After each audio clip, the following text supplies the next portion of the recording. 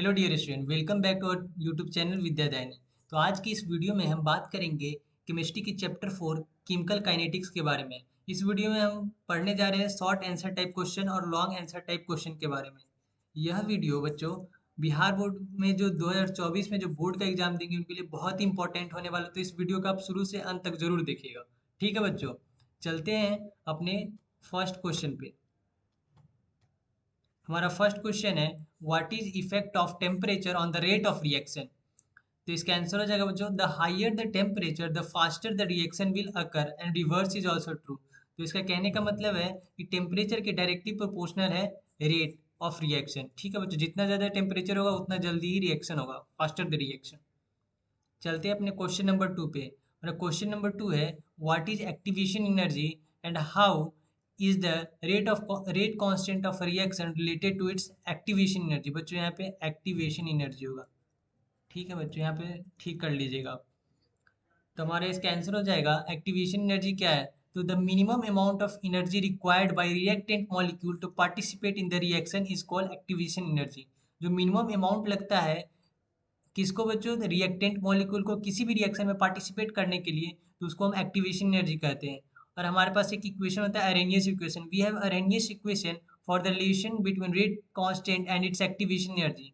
क्या है वो relation, k equal to A into e raise to power minus E upon R T. जहाँ पे क्या है, where k is rate constant, T is absolute temperature जो कि केल्विन में होगा आपका, आर आपका गैस कांस्टेंट है, और ए आपका अरेनियस कांस्टेंट है, और ई आपका activation energy of the reaction है। चलते हैं अपने क्वेश्चन नंबर थर्ड पे। हमारा क्वेश्चन नंबर थर्ड है, what are average and instantaneous rate of reaction. तो एवरेज रेट ऑफ रिएक्शन क्या है बच्चों, it is the average value during the large time interval. तो इसको डिनोट कैसे करेंगे, R average equal to delta R upon delta T और delta P upon delta T. ठीक है बच्चों, यहाँ पे बच्चों रेट ऑफ जो रिएक्टेंट है यहाँ पे माइनस लगेगा, क्योंकि रिएक्टेंट का क्वांटिटी घटते जाता है जैसे जैसे टाइम इंक्रीज होता है। हमारा इंस्टेंटेनियस रेट क्या है, इंस्टेंटेनियस रेट ऑफ रिएक्शन क्या है, it is the rate of reaction at a temperature instant of time that is when the temperature T approaches zero. जब वहाँ किसी भी रिएक्शन का इंस्टेंटेनियस रेट हम कब निकाल सकते हैं, किसी टाइम टी पे, उस इंस्टेंट पे। तो इसको डिनोट कैसे करते हैं, R instant equal to minus D R upon D T और D P upon D T. ये एफ कुछ नहीं है बच्चों, ये मिसप्रिंट है।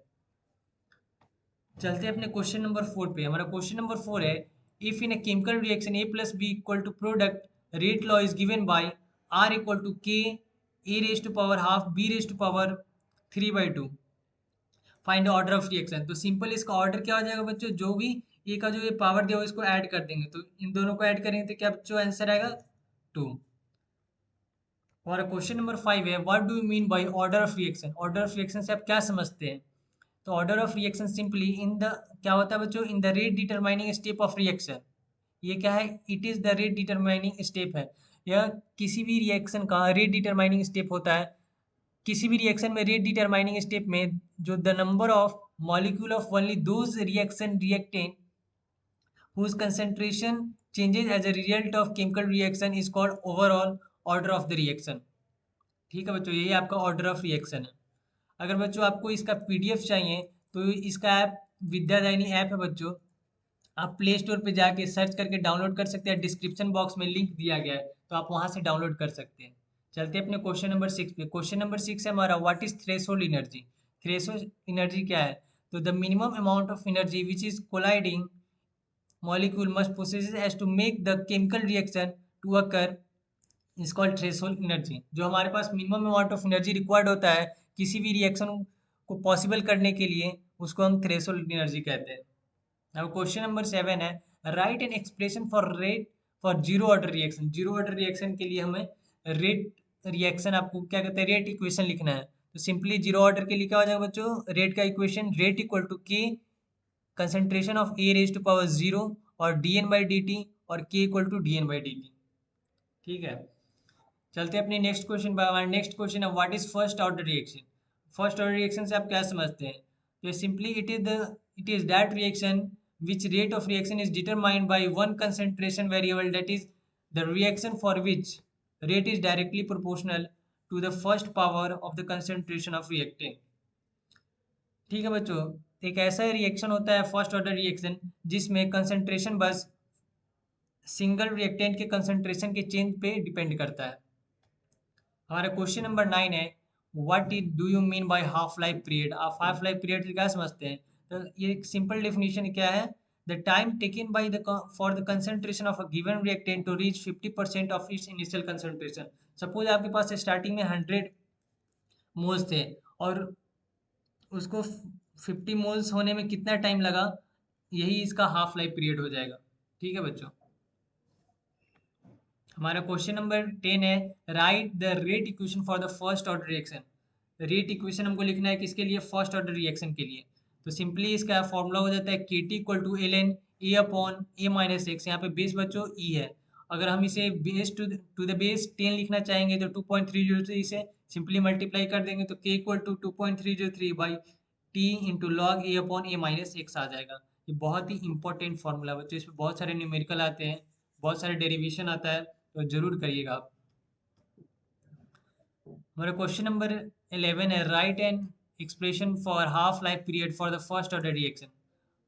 फर्स्ट ऑर्डर रिएक्शन के लिए हमारा हाफ लाइफ पीरियड क्या होगा? सिंपली हाफ लाइफ जो होता है फर्स्ट ऑर्डर का वो होता है t half equal to 2.303 by k into log two और 0.643 बाई के और l n two by k. L n two का वैल्यू बच्चों 0.643 है और इसी को बच्चों अगर आप लॉग टू द बेस 10 में कन्वर्ट करना चाहेंगे 2.303 से आप मल्टीप्लाई कर दीजिए।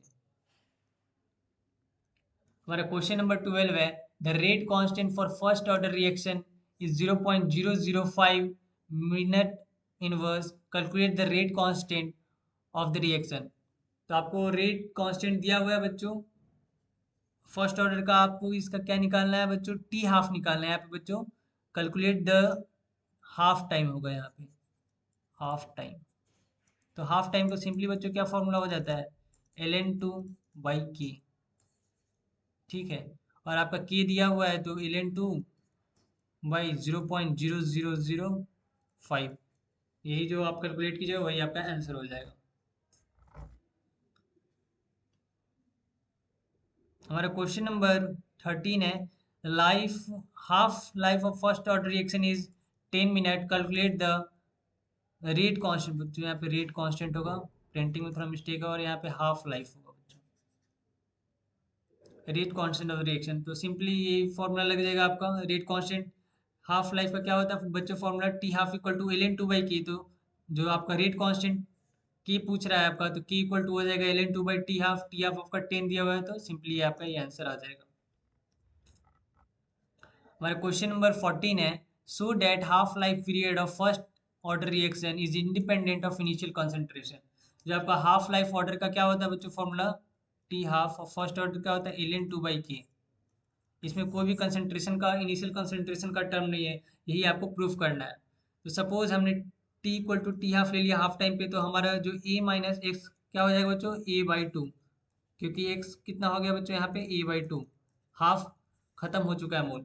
तो simply k into t half equal to 2.303 into log a by a half हो जाएगा। तो आपका टी हाफ कितना आ जाएगा बच्चों? 2.303 into log to by k, और इसको सिंपली हम 0.693 बाई के लिख सकते हैं।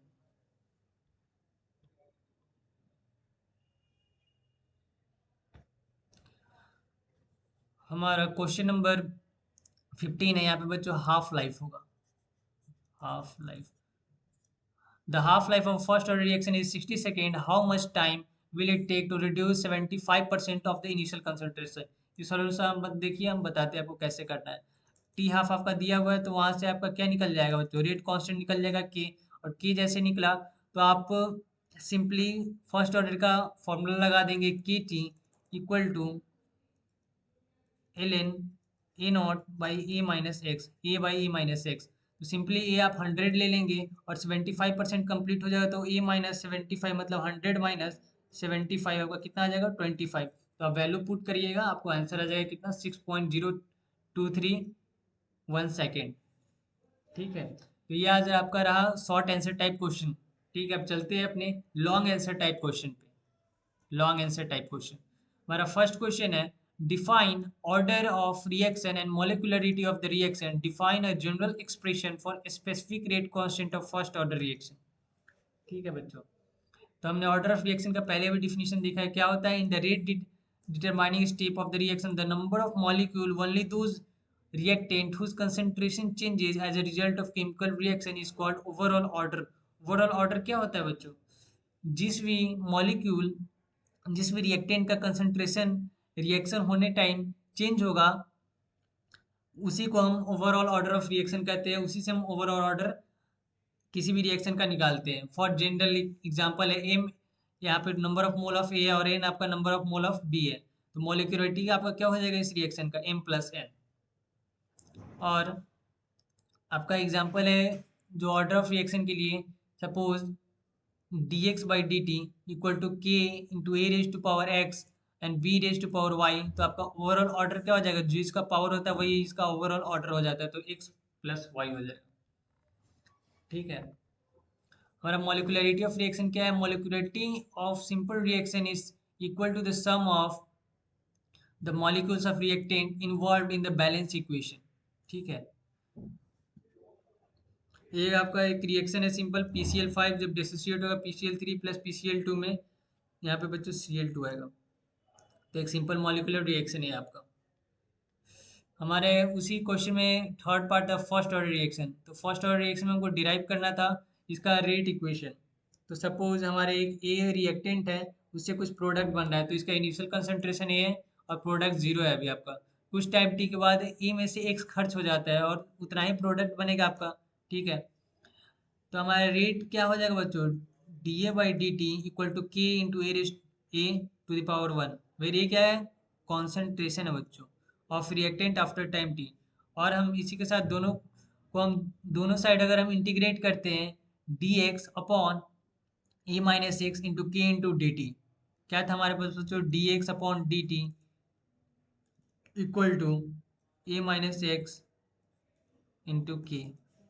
तो ए माइनस एक्स को आप इस साइड लाएंगे, डी एक्स अपॉन ए माइनस एक्स और के इंटू डी टी, दोनों साइड आप इंटीग्रेट करेंगे तो क्या हो जाएगा बच्चों, आपका जो वन अपॉन एक्स का फॉर्मूला क्या होता है, D x, one upon x into D x का होता है एल एन एक्स होता है, तो वही यहाँ पे आपका L N A minus X आ जाएगा और डी टी का सिंपल के टी हो जाएगा प्लस सी।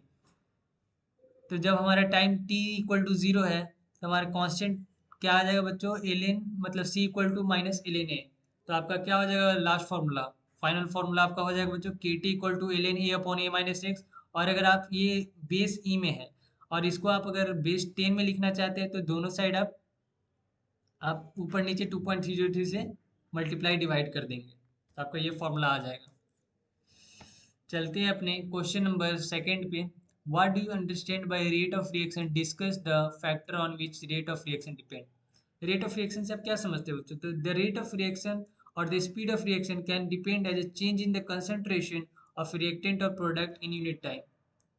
ठीक है, जो आपका रेट ऑफ रिएक्शन क्या है, सिंपल है, किसी भी रिएक्शन का स्पीड है जो कि किस पे डिपेंड करता है, कंसंट्रेशन चेंज, रिएक्टेंट का जो कंसंट्रेशन वो कैसे चेंज हो रहा है या फिर प्रोडक्ट कैसे बन रहा है। ठीक है, जो रेट ऑफ रिएक्शन है वो डिक्रीज करता है the rate of decrease in concentration of any of the reactant और प्रोडक्ट। ठीक है, से हमारे पास आर है कोई रिएक्टेंट, उससे पी प्रोडक्ट बन रहा है, there are t fire way to there are many ways to denote the rate of reaction. हमारा जो रेट ऑफ डिसअपियरेंस है, हमारा रेट इक्वल टू क्या हो जाएगा, minus del R upon del t, decrease in concentration of R by time taken. ठीक है, और rate of appearance of product, product हमेशा बनता है इसलिए यहाँ पे अपीयरेंस का यूज़ किया गया, और जो रिएक्टेंट होता है वो टाइम के साथ कम होता है, तो इसलिए यहाँ पे यूज डिस डिसअपियरेंस का यूज़ किया गया। ठीक है बच्चों, तो सिंपली इसका del P upon del T आ जाएगा, क्योंकि पी आपका यहाँ पे प्रोडक्ट बन रहा था। और यहाँ पे बात करते हैं किस किस फैक्टर पे हमारा रेट ऑफ रिएक्शन डिपेंड करता है, तो कंसंट्रेशन पे डिपेंड करता है, concentration of the reactant, as the concentration increases the rate also increases, जैसे जैसे कंसंट्रेशन बढ़ेगा वैसे वैसे आपका रेट भी बढ़ेगा। और दूसरा फैक्टर है temperature, most of the chemical reaction are accelerated by the increase, जैसे जैसे टेम्परेचर बढ़ेगा वैसे वैसे आपका रिएक्शन भी बढ़ेगा। और the action of catalyst, it is increase of rate of reaction without itself going, ये क्या करता है, रेट ऑफ रिएक्शन को बढ़ा देता है कैटलिस्ट विदाउट, जो केमिकल रिएक्शन में बिना यूज हुए ये। ठीक है, और फोर्थ है आपका physical state of the reactant and surface, height the surface area greater the, जितना ज़्यादा सरफेस एरिया होगा उतना उतना ज़्यादा आपका रेट ऑफ रिएक्शन होगा। तो ये आपके चार जो फैक्टर थे क्या था, पहला कंसंट्रेशन हो गया आपका, टेम्परेचर हो गया आपका, कैटलिस्ट हो गया, और फिजिकल स्टेट होगा of the reactant and surface. Surface area जितना ज़्यादा होगा बच्चों उतना ज़्यादा फास्ट रिएक्शन होगा आपका। हमारा क्वेश्चन नंबर थर्ड है जो कि लास्ट क्वेश्चन हमारा, for a chemical reaction the energy of activation is 80 kilojoule per mole if the frequency factor is 4 into 10 raised to power 10 liter mole inverse. What is the rate constant at, ये question बच्चों incomplete है, इस question को आप देख लीजिएगा। इसमें formula आपका लगेगा k equal to A e raise to power minus E A upon R T. ठीक है बच्चों, सॉल्व करने के लिए आप दोनों साइड लॉग ले लेंगे, तो लॉग के equal to log A plus यहाँ पे माइनस होगा माइनस ई ए upon R T into log E. ठीक है बच्चों, तो आपका लॉग ई हो जाएगा, आपका 1 हो जाएगा बच्चों, क्योंकि ये बेस ई है। सिंपली आपको क्या कैलकुलेट करना है, लॉग के equal to log A minus ये अपॉन आर टी। ठीक है बच्चों, तो इसमें आप अपना वैल्यू पुट करेंगे तो आपका आंसर आ जाएगा। आपका जो आंसर लास्ट में निकल के आएगा वो एंटी लॉग, जो आपका ये वैल्यू आएगा लॉग के इक्वल टू समथिंग 0.5157, उसमें आप एंटी लॉग लेंगे तो उससे आपका आंसर आ जाएगा 1.543 सेकेंड इनवर्स। ठीक है बच्चों, तो आज की इस वीडियो में हम यहीं तक रखते हैं। और आपको बच्चों इससे कोई भी रिलेटेड दिक्कत होता है पढ़ने में, तो आप टेलीग्राम ग्रुप को ज्वाइन कर सकते हैं या व्हाट्सएप ग्रुप को ज्वाइन कर सकते हैं, जिसका कि आपको लिंक दिया गया है डिस्क्रिप्शन बॉक्स में।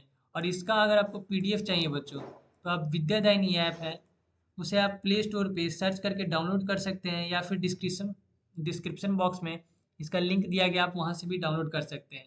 और भी अगर कोई अदर समस्या होता है बच्चों, प्रॉब्लम होता है आपको, तो मोबाइल नंबर भी दिया गया है सर का, आप वहाँ से भी कांटेक्ट कर सकते हैं। ठीक है बच्चों, तो आज की इस वीडियो में हम यहीं तक रखते हैं। तो मिलते हैं आप सभी के साथ अगले वाले वीडियो में, तब तक के लिए पढ़ते रहिए और खेलते रहिए।